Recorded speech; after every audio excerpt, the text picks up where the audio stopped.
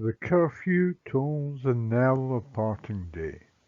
The lowing herd winds slowly o'er the lea. The ploughman homeward plods his weary way, and leaves the world to darkness and to me. Now fades the glimmering landscape on the sight, and all the air a solemn stillness holds, save where the beetle wheels his droning flight, and drowsy tinklings lull the distant folds. Save that from yonder ivy-mantled tower the moping owl does to the moon complain of such as wandering near her secret bower molest her ancient solitary reign. Beneath those rugged elms, that yew tree's shade, where heaves the turf in many a mouldering heap, each in his narrow cell, forever laid, the rude forefathers of the hamlet sleep. The breezy call of incense-breathing morn, the swallow twittering from the straw-built shed, the cock's shrill clarion, or the echoing horn, no more shall rouse them from their lowly bed. For them no more the blazing hearth shall burn, or busy housewife ply her evening care. No children run to lisp their sire's return, or climb his knees the envied kiss to share. Oft did the harvest to their sickle yield, their furrow oft the stubborn glebe has broke. How jocund did they drive their team afield, how bowed the woods beneath their sturdy stroke. Let no ambition mock their useful toil, their homely joys in destiny obscure, nor grandeur hear with a disdainful smile the short and simple annals of the poor. The boast of heraldry, the pomp of power, and all that beauty, all that wealth e'er gave, awaits alike the inevitable hour. The paths of glory lead but to the grave. Nor you, ye proud, impute to these the fault, if memory o'er their tombs no trophy raise, where through the long-drawn aisle and fretted vault the pealing anthem swells the note of praise. Can storied urn or animated bust back to its mansion call the fleeting breath? Can honour's voice provoke the silent dust, or flattery soothe the dull cold ear of death? Perhaps in this neglected spot is laid some heart once pregnant with celestial fire, hands that the rod of empire might have swayed, or waked to ecstasy the living lyre. But noise to their eyes her ample page, rich with the spoils of time, did ne'er unroll.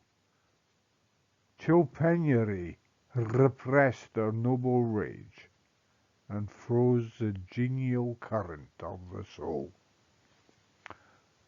Full many a gem of purest ray serene the dark unfathomed caves of ocean bear, full many a flower is born to blush unseen, and waste its sweetness on the desert air. Some village Hampden, that with dauntless breast the little tyrant of his fields withstood, some mute inglorious Milton here may rest, some Cromwell, guiltless of his country's blood, the applause of listening senates to command, the threats of pain and ruin to despise, to scatter plenty o'er a smiling land, and read their history, in a nation's eyes, their lot forbade, nor circumscribed alone their growing virtues, but their crimes confined, forbade to wade through slaughter to a throne, and shut the gates of mercy on mankind.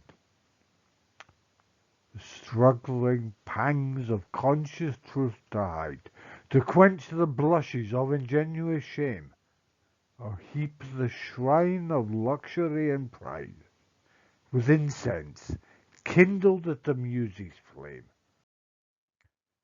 Far from the madding crowd's ignoble strife, their sober wishes never learned to stray along the cool sequestered vale of life. They kept the noiseless tenor of their way. Yet, even these bones from insult to protect, some frail memorial still erected nigh, with uncouth rhymes and shapeless sculpture decked, implores the passing tribute of a sigh. Their name, their years, spelt by the unlettered muse, the place of fame and elegy supply, and many a holy text around she strews, that teach the rustic moralist to die. For who, to dumb forgetfulness a prey, this pleasing anxious being e'er resigned, left the warm precincts of the cheerful day, nor cast one longing, lingering look behind. On some fond breast the parting soul relies, some pious drops the closing eye requires. E'en from the tomb the voice of nature cries, e'en in our ashes live their wonted fires. For thee, who mournful of the unhonoured dead, dost in these lines their artless tale relate, if chance, by lonely contemplation led, some kindred spirit shall inquire thy fate. Haply some hoary-headed swain may say, after we've seen him at the peep of dawn, brushing with hasty steps the dews away, to meet the sun upon the upland lawn. There, at the foot of yonder nodding beech, that wreathes its old fantastic roots so high, his listless length at noontide would he stretch, and pore upon the brook that babbles by.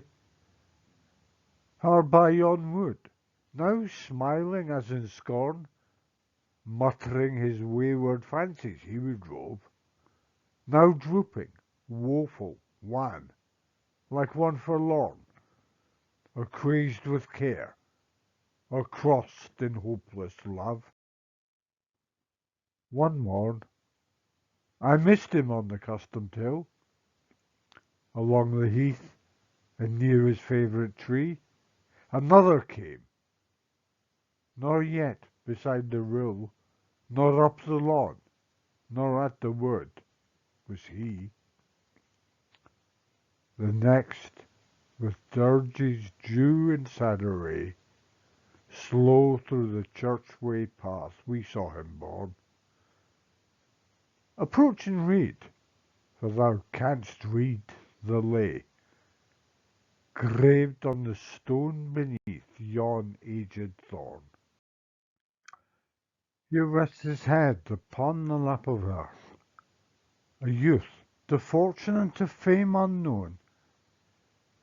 Fair signs frown not on his humble birth, and melancholy marked him for her own. Large was his bounty, and his soul sincere. Heaven did a recompense as largely send. He gave to misery all he had, a tear. He gained from heaven, 'twas all he wished, a friend. No farther seek his merits to disclose, or draw his frailties from their dread abode. There they alike in trembling hope repose, the bosom of his Father and his God.